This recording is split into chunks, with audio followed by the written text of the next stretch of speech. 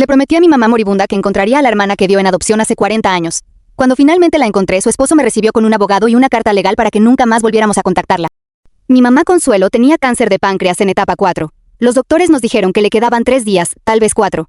Era la mujer más fuerte que conocí. Crió sola a 3 hijos después de que mi papá se fuera. Trabajó 30 años en la misma tienda de telas del centro, y nunca la escuché quejarse de nada, ni siquiera cuando empezó el dolor de espalda que después resultó ser el páncreas. Por eso lo que me confesó 6 meses antes de morir me tomó completamente desprevenida. Fue una tarde lúcida, de las últimas de verdad, cuando me confesó algo que nunca le había dicho a nadie, ni a mi papá, ni a mis hermanos. A los 16 años tuvo una hija antes de conocerlo a él. Mi abuelo la obligó a darla en adopción en un convento de Salvatierra, Guanajuato, y desde entonces cargó con eso en silencio 40 años. Me dio el nombre de nacimiento, la fecha exacta, el nombre del convento, y me hizo prometerle que la buscaría. Se lo prometí sin pensarlo 2 veces, sin imaginar lo que esa promesa me iba a costar. No la busqué. Cada vez que abría el grupo de Facebook de reencuentros familiares, cerraba la laptop antes de escribir una sola palabra. Tenía miedo de encontrarla y que no quisiera saber nada de nosotros. Miedo de encontrar que ya había muerto. Miedo sobre todo de fallarle a mi mamá 2 veces. Primero no cumpliendo la promesa, después teniendo que decírselo. Los días se convirtieron en semanas, las semanas en meses, y mi mamá dejó de preguntar. Pensé que se le había olvidado, o que ya no tenía fuerzas para pensar en eso. Estaba equivocada. Ese miércoles por la tarde, con la morfina puesta y los ojos medio cerrados desde la mañana, la enfermera me había advertido que probablemente ya no despertaría. Llevaba 2 días sin abrir los ojos más que unos segundos. Yo estaba sentada junto a la cama sosteniéndole la mano, hablándole de cosas sin importancia solo para que escuchara mi voz, cuando de repente apretó mis dedos con una fuerza que no había tenido en semanas, y abrió los ojos completamente. La enfermera lo llamó después lucidez terminal, un último momento de claridad antes del final, algo que pasa incluso cuando el cuerpo ya se está apagando. Me miró directo, como si llevara horas despierta, no días dormida. ¿La encontraste?, preguntó. ¿Está bien? ¿Me perdona? Tenía 2 segundos para decidir. Le dije que sí. Le dije que la encontré en el grupo de Facebook hace semanas, que se llama Rosario, que es maestra, que tiene esposo y 2 hijos, que cuando le conté quién era yo se puso a llorar y me pidió una foto suya. Le dije que Rosario no la culpa de nada, que entiende que fue una niña obligada por su familia, que la perdona y que algún día cuando se sintiera lista quería conocerla.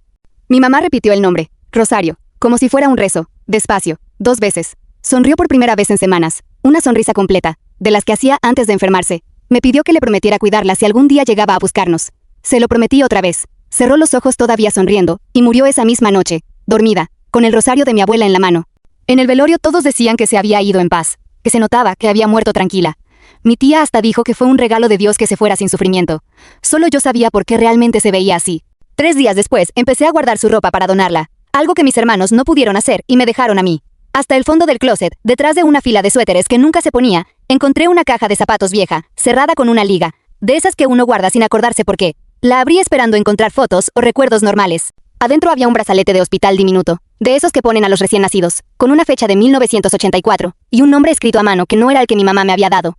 Me quedé sentada en el piso del closet con el brazalete en la mano un buen rato antes de seguir buscando. Debajo había una carta sin enviar, fechada hace 12 años, dirigida a una dirección en Salvatierra, con estampilla y todo, lista para enviarse y nunca enviada. Mi mamá sí había intentado buscarla, sola, en secreto, mucho antes de pedírmelo a mí. Esa noche no pude dormir. Abrí mi laptop y escribí por primera vez en mi vida el nombre real de mi hermana, el que estaba en el brazalete, no el que mi mamá me había dado, no el que yo había inventado para la mentira, Guadalupe Reyes. Empecé por ahí, registros civiles de Salvatierra, grupos de Facebook de reencuentros familiares, cualquier rastro. A las 4 de la mañana encontré una publicación de hace 2 años en un grupo llamado Buscando a mi familia biológica. Una mujer preguntando si alguien reconocía el nombre de una madre soltera de Salvatierra en 1984. Firmaba como Lupita R. La foto de perfil estaba borrosa, pero tenía los mismos ojos de mi mamá. Le escribí esa misma madrugada. No le conté toda la verdad todavía, solo que creía que podíamos estar emparentadas y que tenía información sobre su nacimiento. Pasaron 4 días sin respuesta. Al 5.º día contestó un mensaje corto. Sí soy yo. ¿Quién eres tú? Hablamos por mensajes casi 2 semanas antes de que aceptara una videollamada. Se llamaba Lupita, vivía en Salvatierra, era maestra de primaria, 41 años, casada con un hombre llamado Ricardo desde hacía 15 años, sin hijos. Cuando le conté quién era mi mamá y lo que le había prometido en su lecho de muerte, se quedó en silencio casi 1 minuto completo mirando la cámara. Después dijo algo que no esperaba. Yo también la busqué a ella, hace 12 años. Nunca me contestó. Se me heló la sangre. Le expliqué que mi mamá sí había escrito, que encontré la carta sin enviar guardada 12 años en una caja de zapatos, con miedo de mandarla. Lupita cerró los ojos antes de contestar. Yo sí envié la mía, varias veces, a distintas direcciones que me dio el convento. Nunca me llegó respuesta de nadie. Ninguna de las 2 cartas había llegado a su destino. El convento había cerrado sus registros hacía años, y las direcciones que ambas usaron ya no existían. 2 mujeres escribiéndose durante una década sin que ninguna carta llegara jamás. Le pregunté si querría conocernos en persona, ver fotos de mi mamá, saber más de la familia que nunca tuvo oportunidad de conocer. Antes de que pudiera contestar, escuché una voz de hombre fuera de cámara. ¿Quién es? Lupita bajó la voz y me dijo que tenía que colgar, que hablaríamos después. No volvió a contestar en 5 días. Cuando por fin respondió, el mensaje era distinto por completo, frío y corto. Ricardo cree que esto no nos trae nada bueno. Prefiero dejarlo aquí. Le insistí. Le mandé fotos de mi mamá, del brazalete, de la carta sin enviar. Un día después me llegó un mensaje que no era de Lupita, era de Ricardo usando su teléfono. Le pido que deje de contactar a mi esposa. Esto le está haciendo daño. Si necesita insistir, hablará con nuestro abogado, no con ella. Pasé 3 días sin saber qué hacer con la amenaza de Ricardo. No tenía forma de contactar a Lupita sin pasar por él, así que hice lo único que se me ocurrió. Compré un boleto a Salvatierra sin avisarle a nadie, ni siquiera a mis hermanos. Si Ricardo quería un abogado, iba a tener que decírmelo en persona, mirándome a la cara, no escondido detrás del teléfono de su esposa. El pueblo era más pequeño de lo que imaginé, calles empedradas, el convento todavía en pie aunque ya funcionaba como escuela primaria. Pensé en mi mamá caminando por esas mismas calles a los 16 años, cargando algo que nunca pudo contarle a nadie, hasta 40 años después. Encontré la dirección de Lupita preguntando en la papelería de la esquina, donde todos se conocían por apellido. La maestra Lupita vive aquí a la vuelta, Casa Azul, me dijo la señora sin preguntar por qué la buscaba. Era una casa de un piso, con un jardín pequeño y ordenado, macetas con geranios en la entrada. Toqué el timbre con el estómago cerrado, sin saber exactamente qué iba a decir. Escuché pasos. La puerta se abrió solo un poco. Un hombre de unos 45 años, robusto, con una expresión que ya venía preparada para la pelea. Usted debe ser la que no entiende un no, dijo antes de que pudiera presentarme siquiera. Le expliqué que solo quería hablar 5 minutos, que no venía a pedir nada, solo a mostrarle en persona lo que traía conmigo. La carta sin enviar de mi mamá, el brazalete de hospital, una foto vieja de Consuelo de joven que encontré en un álbum. Ricardo no se movió de la puerta, ni siquiera la abrió más. Lupita tuvo una infancia difícil por culpa de gente como usted que decide aparecer 40 años después esperando aplausos, dijo, con la voz baja pero cortante. Ella hizo las paces con esto hace mucho, y usted está aquí para reabrir algo que no le corresponde a nadie más que a ella. Detrás de él, dentro de la sala, alcancé a ver una silueta que se quedó completamente quieta al escuchar mi voz. Era Lupita, parada junto al comedor, sin acercarse, pero sin irse tampoco.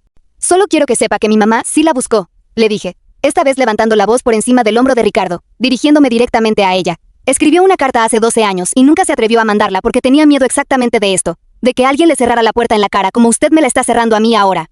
Lupita dio un paso hacia adelante, el primero desde que había abierto la puerta. Ricardo giró la cabeza hacia ella sin quitarme la vista de encima. Entra a la casa, le dijo, no como una petición. Ella no entró. Se quedó parada a la mitad de la sala, mirándome, con la mano apretando el marco de una puerta como si necesitara sostenerse de algo. Espera, le dijo a Ricardo, con una voz que no había usado en toda la conversación. Quiero ver esa carta.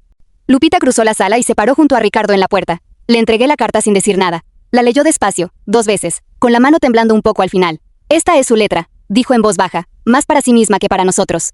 La reconozco de las cartas que sí me llegaron después, cuando ya era muy tarde para contestarle. Ricardo intentó tomarla del brazo. Ya viste lo que necesitabas ver. Entremos. Lupita se soltó, algo que por su cara pareció sorprenderlo tanto a él como a ella misma. No, le dijo, sin gritar, pero firme. Llevas 15 años diciéndome que no vale la pena remover esto. Nunca me preguntaste si yo quería dejarlo enterrado, o si solo dejé de intentarlo porque me cansé de que me cerraran puertas. Ricardo se puso pálido. Todo lo que he hecho es protegerte de que te vuelvan a lastimar. No me estás protegiendo a mí, contestó Lupita, me estás protegiendo a ti de tener que compartirme con una familia que no puedes controlar. El silencio que siguió fue el más largo de toda la tarde. Ricardo abrió la boca para responder y no dijo nada. Lupita me miró de nuevo.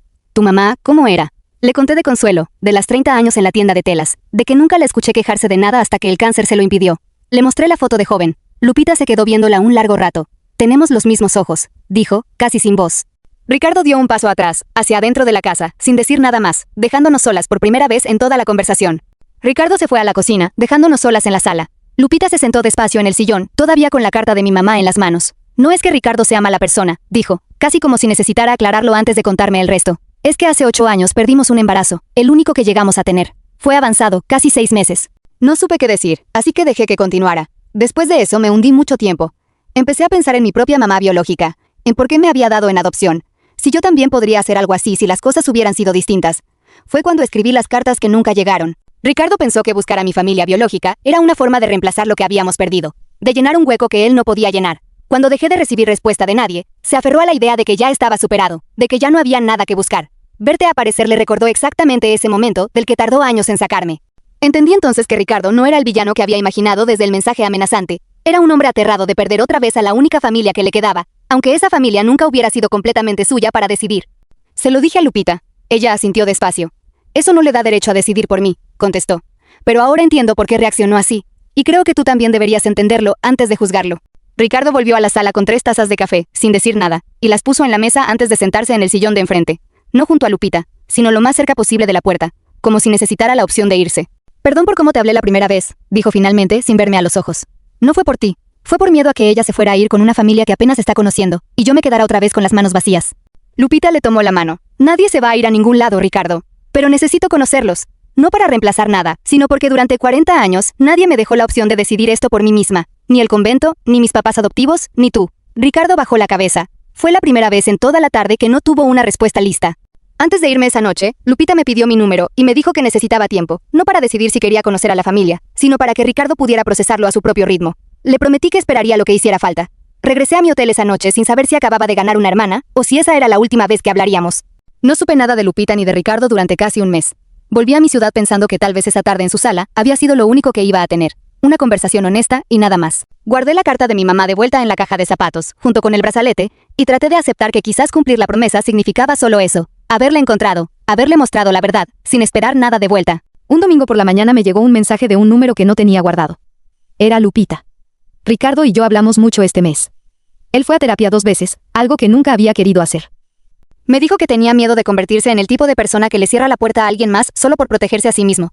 Y no quiere ser eso. Después de esa frase venía una pregunta simple. ¿Podemos ir a conocer la tumba de tu mamá? Llegaron un mes después, un sábado por la tarde. Ricardo cargaba un ramo de flores blancas que Lupita había elegido con cuidado. Dijo que eran las que su mamá adoptiva le había enseñado a plantar de niña y que le parecía correcto llevarlas. Nos paramos frente a la lápida de Consuelo los 3 en silencio un buen rato. Lupita se agachó, puso las flores, y dijo en voz baja algo que no le pedí que repitiera, algo que era solo entre ella y mi mamá. Después caminamos juntas al carro mientras Ricardo se quedaba unos minutos más, solo, frente a la tumba. Le pregunté a Lupita si por fin sentía que había cerrado algo. Negó con la cabeza. No cerrado, dijo, abierto. Cerrado suena a que ya terminó. Esto apenas está empezando. Me tomó de la misma mano con la que 41 años antes alguien la había cargado por primera y última vez antes de dejarla en un convento con un brazalete y sin nombre. Ricardo se acercó a los 2 minutos, con los ojos rojos, y me dijo algo que no esperaba. Gracias por no rendirte cuando le cerré la puerta. Le dije que no tenía nada que agradecerme, que entendía por qué lo había hecho. Asintió, y por primera vez desde que lo conocí, sonrió. Hoy Lupita viene a comer a mi casa cada 3 semanas. Le enseñó a mi hija a hacer el mole que aprendió de su mamá adoptiva. La misma receta que mi mamá Consuelo nunca llegó a probar.